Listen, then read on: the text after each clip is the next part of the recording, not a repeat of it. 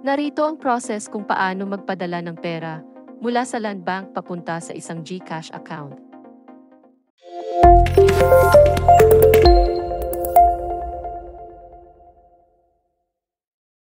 Mag-login sa Land Bank mobile app.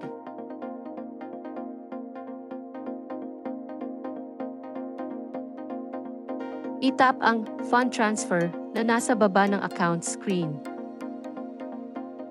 I-tap ulit ang Fund Transfer.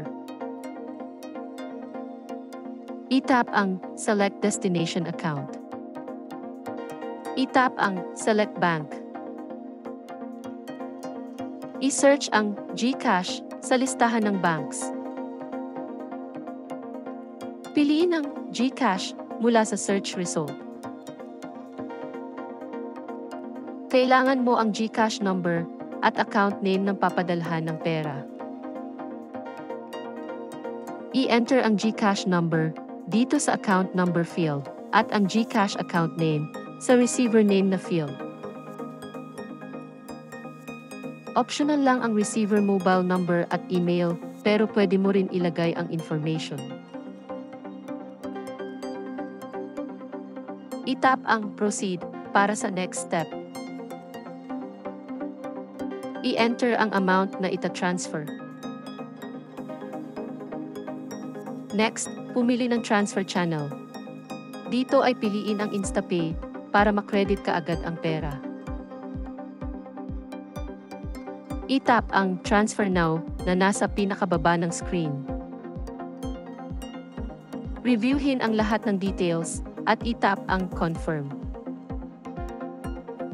Magge-generate ng OTP code ang app para sa transaction na ito at i-tap lang ang Submit. Automatic nang nilalagay ng app ang na-generate na code. Pwede mo itong i-check sa pag-tap ng Hide o Display icon.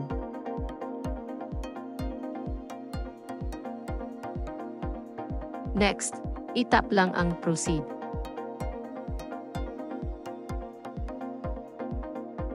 Sa next screen, ay makikita na successful ang transaction. Makakakuha ng text ang receiver kapag na-transfer na ang pera. We hope na nakatulong sa inyo ang short video na ito bilang isang guide sa mga online banking transactions. Siguraduhin nakasubscribe sa aming channel para maging updated sa aming mga upcoming videos. Hanggang sa muli!